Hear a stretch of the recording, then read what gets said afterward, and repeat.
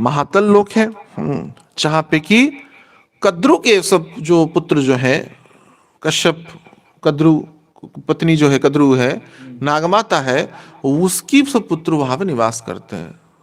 बहुत प्रकांड बड़े बड़े सर्प होते हैं।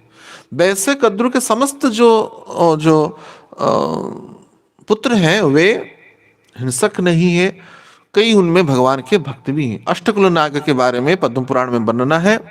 अष्टकुल जो नाग है भगवान के परम भक्त हैं। अष्टकुल नाग, हाँ, वासुकी आदि, वहां पे नियम चेतना तो भयभीत होता, भय को प्राप्त करता है। इतने विषधर सर्प हैं, वे चोट लगाने के लिए आदृत होते रहते हैं। कद्रु के असंख्य पुत्र हैं सर्प, वे लोग सब अटैक करते हैं, अपना विष फेंकते हैं, हाँ, उस निम्न कोटि की चेतना को प्राप्त जीवात्मा को वहां पे विष फेंकते हैं। तो महातल की यह व्यवस्था है। लेकिन उनमें जो आभास अष्टकुल नाग हैं, वे लोग भी पुनः शुद्ध चेतना, इनकी विष ना देके अमृतमयी वाणी भी बोलते हैं। अनंत भगवान अनंत स्वरूप में भगवान की वाणियों की वर्णना करते हैं, और जिसका वाणी अमृत से एक बूंद भी मान एक वाक्य भी, एक शब्द भी न छूट जाए, इसलिए निरंतर बोलते रहते हैं। और उससे लार गिरता रहता है। लार को जैसे समेटना पड़ता है कथा कहते समय, वो समेटते नहीं है। तो लार जब गिरता है, उस लार को चतुर कुमार, चार कुमार और नारद आदि सिद्ध योगिंद्र मुनिंद्र उसको पान करके भक्ति की रस में आनंदित होते हैं। तो उस अवस्था को देखता है तो साधक पुनः चेतना को उज्जीवित करने का एक पड़ाव उसमें पुनः प्राप्त करता है। सुतल लोक के उपरांत महातल लोक में इस प्रकार की कम व्यवस्था है, लेकिन है। तो ये अष्टकुल नाग का भी स्मरण करने से, पद्म पुराण में व्यासदेव कहते हैं, ये 8 नाग को जो स्मरण करता है उसको जीवन भर कभी सर्प दशा नहीं होता है, अर्थात सर्प उसको काटता नहीं।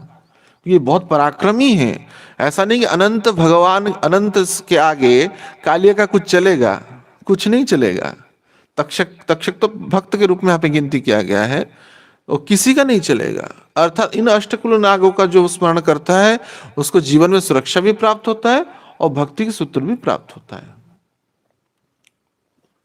इलापत्र, अनंत, पदम और शंकु, असुकंबल और औरदासु, करकोटक और तक्षक। इलापत्र और अनंत जो है कीर्तिका, भगवान का कीर्तिमान गुणों को नित्य गायन करते रहते हैं, ये गान करते रहते हैं। पदम और शंकु जो है, जो अपने प्रण में बल रखते हैं कि भक्ति का प्रण जो है, निश्चयता है, उसमें कोई कमी नहीं होना चाहिए, वो प्रण का बल देते हैं। असुकंबल और औरदास जो होते हैं आज्ञाकारी होते हैं, कि गुरु का और कृष्ण का आज्ञा को हमेशा पालन करना होता है, वो आज्ञाकारी का वो बल देते हैं। करकोटक और तक्षक जो होता है, जो सेवा में प्रवीण होते हैं, तक्षक भी सेवा में प्रवीण है। गुरु और कृष्ण का सेवा कैसे निरपराध रूप से करना है उसकी वो शिक्षा देते हैं। तो ये 4 स्तंभ में, एक तो कीर्ति का गान करते रहते हैं, एक प्रण में बल है, निश्चयता कि नहीं हम कभी हारेंगे नहीं, गुरु की आज्ञा को पालन करेंगे, निश्चयता का बल है। और आज्ञाकारी, आज्ञा को कभी भी उल्लंघन नहीं करेंगे, असुकंबल और औदासु में। और कर्कोटक और तक्षक जो है बस सेवा में सबसे प्रवीण है। इस प्रकार की ऊर्ध्व चेतना को प्राप्त करके साधक पुनः महातल लोक से अपनी निम्न मूलाधार से जो जा रहा था, पुनः मूलाधार को आते हुए सहस्रार्थ तक की यात्रा में जाने के लिए एक उसको अवसर प्राप्त होता है।